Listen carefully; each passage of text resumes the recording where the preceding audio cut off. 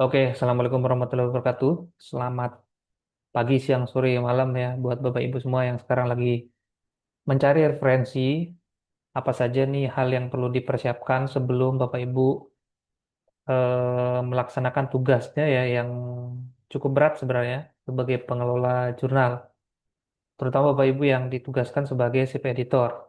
Nah, tugas kita sebagai shift editor itu memastikan bahwa jurnal yang kita kelola itu benar-benar berkembang ya. Artinya itu berkembang dari segi kuantitas maupun kualitas. Dari segi kuantitasnya ya bisa dibilang pelibatan misalnya editor, pelibatan mitra bestari, dan pengelolaan-pengelolaan yang sifatnya bersifat software-software yang memang dibutuhkan itu semakin oke, ataupun secara kualitas ya, baik itu kualitas secara proses ataupun substansi artikel-artikel yang terbit di jurnal yang Bapak Ibu kelola itu semakin baik ke depannya sehingga secara akreditasi akreditasi nasional maupun internasional itu semakin bagus ya. Baik, saya akan berusaha untuk membuat videonya itu secara singkat saja supaya poin-poinnya langsung to the point. Jadi apa yang kami share di kali ini itu berdasarkan pengalaman kami mengelola jurnal Borobudur Educational Review, di mana jurnal yang kami kelola ini mendapatkan akreditasi Sintampat ketika pengajuan perdana. Ya, jadi dibuat Bapak Ibu semua, mudah-mudahan aturannya tidak berubah, tapi kalaupun berubah mungkin nanti tidak terlalu banyak perubahannya. Itu biasanya yang dibutuhkan untuk ajuan akreditasi pertama itu adalah 2 volume awal ya, atau misalnya ya bisa kita bilang ada 4 nomor ya, jadi volume satu di nomor satu dan nomor dua kalau misalnya Bapak Ibu memutuskan untuk 2 kali annually ya, atau setiap tahunnya itu ada 2 nomor yang diterbitkan, atau misalnya 3 atau 4 kali itu terserah Bapak Ibu. Nah, jadi silahkan dipertimbangkan, dan 2 volume itu yang akan dijadikan akreditasi yang akan kita ajukan. Ini Borobudur Educational Review, Bapak Ibu semua ya. Bisa dicek nanti di Sinta juga bisa, atau langsung main ke websitenya. Ini saya sebagai si editornya. Em, ini adalah guru kami ya. Jadi kami di Universitas Muhammadiyah Magelang itu ada beberapa jurnal yang memang tidak hanya terakreditasi nasional ya, tapi sudah masuk akreditasi internasional juga. Seperti salah satunya ini yang dikelola oleh Prof. Muji.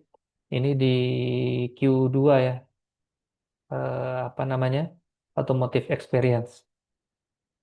Nah ini saya tidak akan terlalu banyak membahas tentang di sini. Ini tugas-tugas dan sebagainya. Ini biasanya saya akan menceritakan ini juga ketika diminta untuk sharing secara offline. Tapi kalau ini karena online, kita buat cepat saja langsung ke poin-poin utamanya. Nah, jadi di sini Bapak Ibu semuanya, ini adalah pembobotan dari penilaian jurnal kita. Jadi perlu kita camkan dari awal kita sebagai si editor itu bahwa ada 2 garis besar yang akan dinilai ketika kita akan mengajukan akreditasi. Itu yang pertama itu adalah manajemen atau prosesnya. Yang kedua itu adalah substansi, substansi itu artikelnya. Ya. Jadi di sini ada penamaan jurnal, kelembagaan penerbit, penyunting dan manajemen, dan sebagainya. Ini nanti kita akan bedah lebih kecil lagi, lebih spesifik lagi di bawah. Oke, dan nanti skor maksimalnya tetap 100 ya. Sehingga nanti kalau seandainya Bapak Ibu mengisi eva diri atau evaluasi diri, itu sebenarnya Bapak Ibu udah bisa kira-kira di titik akan mengajukan akreditasi tersebut, kira-kira prediksinya itu Bapak Ibu semua jurnalnya itu akan ada di peringkat yang mana ya. Jadi waktu kami mengajukan di akreditasi pertama kami di Borobudur Education Review, itu sebenarnya target kami itu langsung ke Sinta 2 atau Sinta 3, minimal Sinta 3 sebenarnya. Tapi ekspektasinya itu memang seperti itu ya. Jadi kalau misalnya kita berespektasi di angka 70 misalnya, itu nanti biasanya itu jatuhnya di angka 60-an biasanya. Itu karena bagaimanapun penilaian dari kita dengan penilaian dari asesor itu beda ya. Mereka kita self proclaim ya, tapi dari asesor pasti punya penilaian yang berbeda. Oke, ini ada beberapa poin. Kita mulai dari yang pertama dulu dari penamaan jurnalnya. Jadi ini Bapak Ibu semua penamaan jurnal ini skornya lumayan ya, walaupun tidak terlalu besar juga, tapi lumayan lumayan sebenarnya. Jadi semakin spesifik nama jurnal Bapak Ibu itu semakin bagus. Meskipun resikonya kalau misalnya terlalu spesifik itu nanti kita agak susah untuk menentukan skop dari si jurnalnya. Misalnya si Borobudur Educational Review yang kami kelola itu sebenarnya masih terlalu luas. Makanya skornya itu cukup spesifik tapi tidak dapat skor yang maksimal gitu. Karena kalau misalnya kita pengen lebih spesifik, misalnya kalau misalnya dia bergelutnya itu di bidang pendidikan yang di primary education ya, misalnya atau tentang elementary school, itu harus ada ke SD-annya, itu akan lebih lebih spesifik, lebih bagus lah ya. Jadi ini skor-skornya. Jadi ketika spesifik sehingga mencerminkan super spesialisasi atau spesialisasi disiplin ilmu tertentu itu dapat skor maksimal. Oke, yang kedua, yang bawahnya ya, Pranata Penerbit. Nah, ini Pranata Penerbit ini eh, jelas kita kebanyakan adalah pengelola jurnal yang diamanahkan oleh universitas ya. Jadi kita kemungkinan dapat skornya itu di antara yang empat atau yang ketiga ini ya. Tapi kayaknya kebanyakan itu kita yang ada di ini yang ketiga ya dapat skor tiga itu biasanya kita yang di universitas. Nah tapi kalau misalnya Bapak Ibu misalnya seperti BRIN ya misalnya mungkin ya ini saya nanti minta dikoreksi juga itu kemungkinan yang dapat di skor yang agak di atas atasnya ya. Oke, ini jelas ini tidak bisa kita utak-atik ini yang ini ya. Nah, yang mulai bisa kita utak-atik itu yang selanjutnya di pelibatan mitra bestari. Nah, kalau pelibatan mitra bestari ini jelas merupakan tugas utama dari si editor ya Bapak Ibu semua ya. Jadi ini skornya ini besar.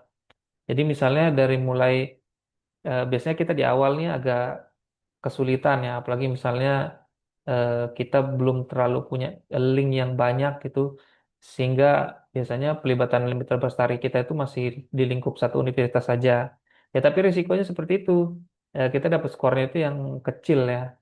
Nah makanya diusahakan kalau bisa paling tidak berasal dari institusi yang berbeda. Jadi paling tidak di sini targetnya Bapak Ibu di angka 2 ya. Jadi melibatkan mitra bestari berkualifikasi nasional lebih dari 50% dari berbagai institusi dalam negeri. Seperti di Borobudur Educational Review, editor kami itu dari macam-macam, begitu juga mitra bestarinya atau reviewernya. Nah, kalau saran saya misalnya di dua terbitan awal ini tidak bisa melibatkan dari negara-negara lain, itu dijadikan target untuk di akreditasi selanjutnya saja, tidak apa-apa. Ya. Nah, terus yang selanjutnya di mutu penyuntingan substansi ini baik sekali Mitra Lestari ketat menjaring. Nah, ini udah masuk ke substansi ya Bapak Ibu. Jadi Mitra Bestari kita itu kita pastikan beliau-beliau ini memiliki kepakaran yang memang sesuai dengan artikel yang kita amanahkan. Jadi misalnya dia walaupun di pendidikan ya, tapi misalnya dia lebih ke sains atau misalnya dia lebih ke matematiknya atau misalnya lebih ke PPKN-nya itu silakan disesuaikan. Karena nanti kepakaran itu yang biasanya akan membuat mitra bestari itu lebih apa ya lebih lebih komprehensif memberikan reviewnya ketika ditugaskan untuk mereview artikel itu. Jadi nanti ini akan dinilai kalau misalnya dia misalnya ketat memberikan catatannya itu banyak ya dan eh, tidak melulu tentang template tentang tipografi gitu, tapi lebih ke substansi itu biasanya akan mendapatkan nilai yang lebih besar. Oke, selanjutnya di sini kualifikasi Dewan Penyunting. Nah, kalau ini editor Bapak Ibu ya. Nah, jadi idealnya memang editor ini karena levelnya itu di jurnal ini merupakan bisa dibilang levelnya itu agak tinggi. Itu kalau bisa Bapak Ibu melibatkan editor-editor yang memang memiliki jejak apa namanya jejak publikasi ilmiah yang bagus ya. Kalau bisa itu tidak hanya pernah publikasi di jurnal nasional, tapi pernah publikasi di jurnal berputasi internasional ya. Karena ini skornya besar nih Bapak Ibu semua ini. Jadi yang skornya sampai 5 ini kalau bisa diincar. Ya, jadi ini kalau misalnya maksimal kan lebih dari 50% penyunting sudah pernah menulis artikel di internasional ya, berasal dari 4 negara atau lebih. Meskipun berat, tapi ini bisa, menurut saya sangat bisa diusahakan ya. Jadi kalau misalnya Bapak Ibu nanti sudah mulai berjejaring, apalagi sudah punya, udah gabung di organisasi eh, jurnal ya, itu nanti biasanya kita punya forum untuk saling bertukar kontak untuk melibatkan editor atau reviewer dari luar negeri. Ya, dan itu pun kita nanti akan resiprokal, artinya kita juga akan dilibatkan di jurnal yang beliau-beliau kelola gitu. Nah, sayang sekali di sini kami di Borobudur Educational Review itu baru dapat skor satu saja di sini karena kami baru dari satu negara saja. Selanjutnya mutu penyuntingan gaya format. Nah, di sini konsistensi itu sangat diperlukan Bapak Ibu. Ini kaitannya itu tentang tidak hanya template ya, tapi penggunaan misalnya ya hubungannya sama template, tapi hal-hal yang menjadi ciri khas dari artikel ini itu diusahakan konsisten. Misalnya sederhana ini, misalnya Bapak Ibu penulisan judul di artikelnya misalnya apakah dia capital each word atau misalnya dia hanya besar di awal atau misalnya seperti atau kecil semua. Nah, itu Bapak Ibu semua bisa atur dan itu harus dipastikan semua artikel yang terbit itu memiliki style yang sama gitu. Termasuk yang misalnya ada penggunaan gambar, penggunaan tabel itu semuanya harus disamakan. Jangan sampai ada ini. Ya terutama style citasinya ya. Jadi kalau misalnya pengutipan itu seperti apa.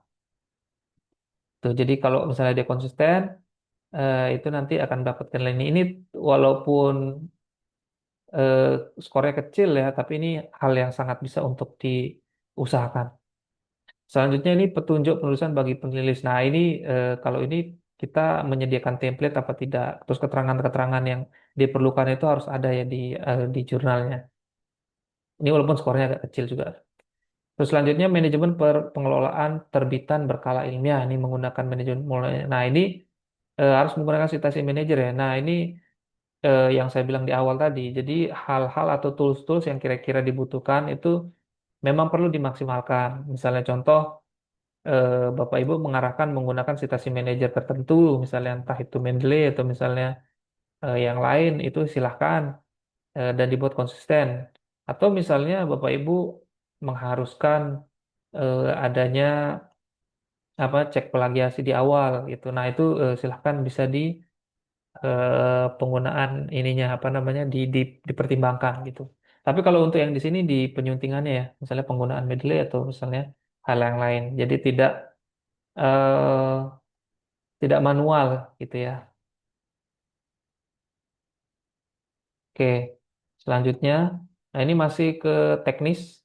Ini untuk ukuran bidang tulisan ini konsisten ya untuk ukuran-ukuran tertentunya. Ini masih bisa dikejar, skornya pun tidak terlalu besar. Yang bawahnya ini, nah ini walaupun skornya kecil ya, tapi harus diusahakan yang untuk tipografi. Jangan sampai ada typo ya. Terus tata letak juga konsisten. Dan di bawah ini resolusinya harus bagus. Apalagi kalau misalnya melibatkan gambar-gambar tertentu. Ini karena nanti pada akhirnya resolusinya itu harus PDF ya. Kita akan buat di PDF dan itu nanti harus hidup. Semua kutipan itu harus hidup dan apa namanya gambar setiap gambar itu kan nanti ada keterangan ya pada tabel sekian atau apa itu ketika diklik itu dia betul-betul bisa berpindah sendiri itu artinya dia hidup. Oke, selanjutnya ini karena banyak ini kita cepet aja. Ini jumlah halaman per nomor terbitan. Nah ini kalau misalnya ini nah, makanya ini Bapak Ibu ini hal yang kami lakukan di Borobudur Educational Review misalnya kami menerbitkan artikel sebanyak 10 artikel di volume misalnya ya, volume 1 nomor 1 itu misalnya di artikel ke-10 itu dia sampai halaman 98. Maka nanti di volume 2 nomor 2 volume 1 nomor 2 itu dilanjutkan. Jadi tidak dari nol, tidak dari satu ya, tapi dari 99 gitu. Yang artikel pertamanya. Dan itu terus dilanjutkan. Nah ini makanya apa namanya per nomor terbitan ini kalau dari apa yang kami lakukan ya Bapak Ibu semua ya, itu apa namanya kami usahakan selalu di atas 100 halaman total semuanya gitu ya. Jadi kalau seandainya total dari volume tersebut itu ada 2 kali terbitan dan masing-masing itu kami usahakan totalnya kalau kami totalkan itu ada 100 halaman. Oke, selanjutnya jadwal penerbitan ini jangan sampai ada yang tidak sesuai. Ya ini tugasnya sip editor dan editor ini harus selalu saling pantau oke, untuk memastikan bahwa jurnal tersebut itu ketika jadwalnya publish itu dia publish dan itu konsisten. Misalnya anggap di tanggal 20, kami biasanya di tanggal 20 April dan 20 Oktober. Nah, kalau bisa terbitannya itu sesuai. Jadi kan ini semua akan tercatat ya Bapak Ibu. Misalnya contoh walaupun walaupun di tanggal terbitan itu masih bisa diutak-atik tanggalnya, tapi di editorial historinya itu tidak bisa diubah. Jadi misalnya di kapan masuk ke copy editing, kapan ini itu kan tercatat di sana. Nah, jadi itu yang tidak itu pasti akan dicek nanti oleh asesor. Selanjutnya penomoran halaman ini dibuat berurutan. Ini yang saya bilang tadi, ini berurut dalam satu volume ya. Kenapa saya bilang tadi di awal nih yang di atas nih ya, ini jumlah halaman per nomor terbitan itu kalau bisa di atas 100. Ini sebenarnya mendukung penomoran halaman gitu karena penomoran halaman ini antara volume satu nomor satu dengan volume satu nomor 2 itu harus berlanjut ya nomornya ya. Terus selanjutnya desain tampilan ini ciri khas ya. Silahkan Bapak Ibu buat sendiri. Terus tata penomoran terbitan ini sesuai dengan sistem ya baku dan sistem yang itu tadi. Volume itu volume itu menandakan tahunnya, tahun keberapa. Nah, misalnya Bapak Ibu memulai apa namanya memulai publikasinya itu di tahun 2026. Nah, tahun 2026 ini Bapak Ibu menerbitkan 2 kali misalnya di awal tahun sama di akhir tahun. Nah, itu berarti itu menjadi volume satu nomor satu dan volume satu nomor 2. Terus, oh, cepetan. Nah, ini eh, indeks tiap jilid atau volume.